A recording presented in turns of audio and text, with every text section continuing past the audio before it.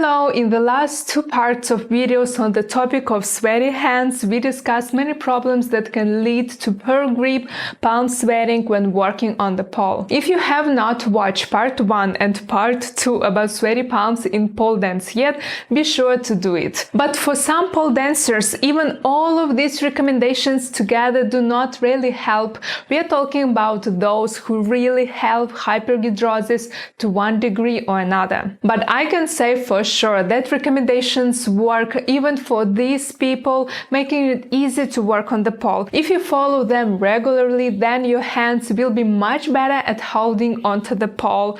It is a fact. Step by step, you can first do 1 or 2 tricks without wiping the pole, then a long combination, and then the wall dance. Nevertheless, in this video, we will consider several recommendations that may be suitable for pole dancers with hyperhidrosis. So that is the fourth problem, probably the most discussed and important.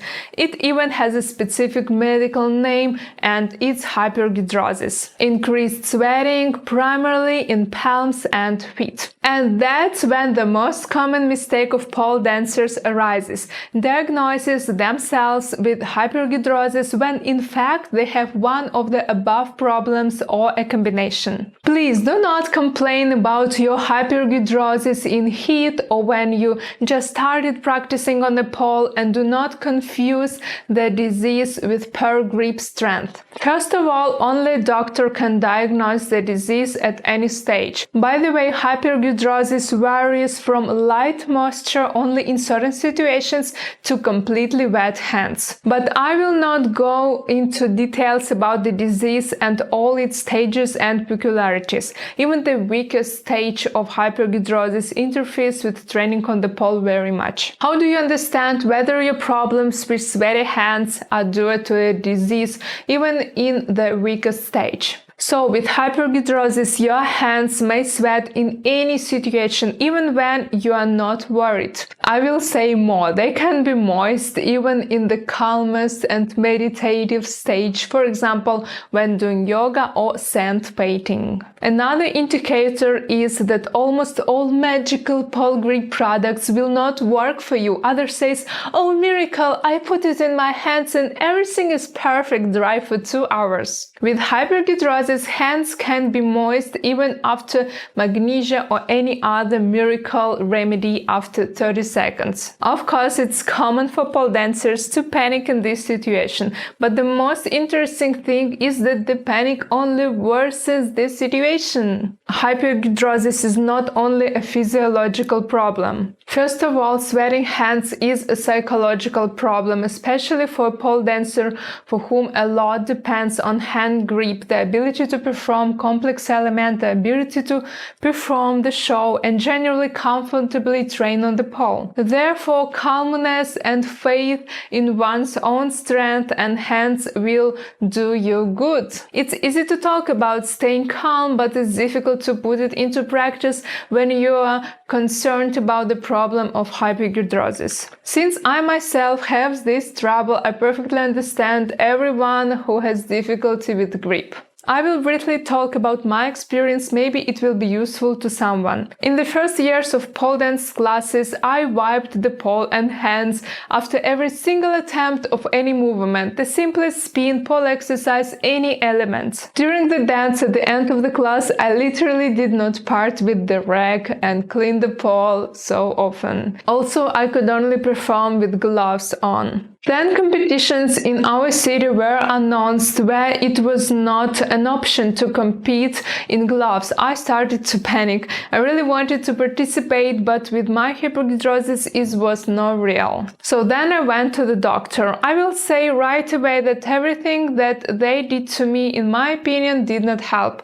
Maybe it did mostly morally. They did some sort of back procedure and irradiated my hands with something. I was not feeling any effect and the competitions were getting closer. I was not feeling any effect and the competitions were getting closer. Then I began to ask pole dancers who faced this problem and how to solve it. One girl shared that she used pharmacy products, which I talked about in the first part of the article, Dry and Termurov's ointment. Then I bought these products, began to use them daily, and I began to work on the grip strength at the same time. After some time, I felt a slight improvement. Then I stopped attending procedures which cost a lot of money and continued to do my own way, use products, worked with the expander and adjust the performance completely to my grip ability. I'll tell you a little more about what it's like to work on performance with hyperhidrosis. That is when at every moment you need to make sure that there is still some grip with the pole besides the palms. So I began to constantly use the forearm support, elbow grip, armpit grip. I removed all the elements where I could only hold on my hands. In the future, I even learned how to do flag, but only as the very first element of the performance and only from the floor. I worked on the performance in different conditions, on a dirty pole with unwiped hands when there was a lot of humidity. It was important for me that even with a terrible grip with sweaty palms, I could at least not fall from the pole. And I have achieved this, so I performed in these competitions without gloves. Immediately before my turn, I rubbed my hands with the clothes slightly moisturized with alcohol non-stop. Later I learned to use props with a hidden close. For example, in Shaman's performance there was a close on the back of the tambourine. And this allowed me to first perform a little choreography and only then climb onto the pole. But the flag was still the first element for me. I also had a performance with a pillow which I squeezed in the middle of the performance as if adjusting it before going to bed to wipe my hands. I trained and performed this way for many years, and only my last competition in Mexico went a different way. It turns out that at this competition there were several permitted grip products and I bought one of them, which really began to help me. Of course, it was not perfect, but I realized that I can have good grip for 4 minutes. I used this tool along with all the recommendations that I spoke about before. In particular, about a month before the competition, I worked with the expander for 5-10 minutes every day. I think all of those things together helped me. I do not know if it's possible to purchase this product in country other than Mexico, but it is a first grip. Let me remind you that we are all different and it may not work as well for you, but you can have a chance. I would recommend trying it. It is liquid magnesia, but it contains rubber, which I think gives a good grip, while alcohol and magnesia slightly dry the skin. I'll tell you about another way to cope with hyperhidrosis, which the doctor offered me, but I refused. It is Botox in the palms. I found a girl who had this procedure done and agreed to share the experience. She said that the procedure was painful. 30-40 injections were performed on each palm with the minimal anesthesia. Given the thick skin of the pole dancer, it was more painful than for those who had not trained on the pole. The effect was excellent. The palms did not sweat at all, but not for long. The effect of the procedure is individual. Doctor promises dry skin up to the 6 months. And the girl who shared with me had a good grip for only 2 weeks. The cost of the procedure at the time when she did it, it was 2014, was about $280. Which method to use is always your choice. Personally, I will not agree to Botox, primarily because I'm not interested to improving grip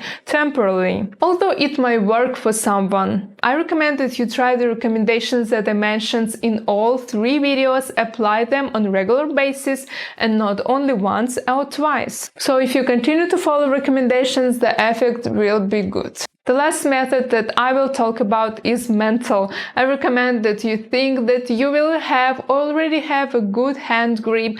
Believe that you can hold on the pole firmly and securely. Think positively, follow the recommendations, and you will succeed. And although I still very often, usually more often than my students, wipe the pole, I learned how to live, train and even perform with it. Though not with the perfect comfort as it would be without hyperhidrosis, but I was able to go through this experience and now I'm sharing this with you. I hope this video series has been helpful to you.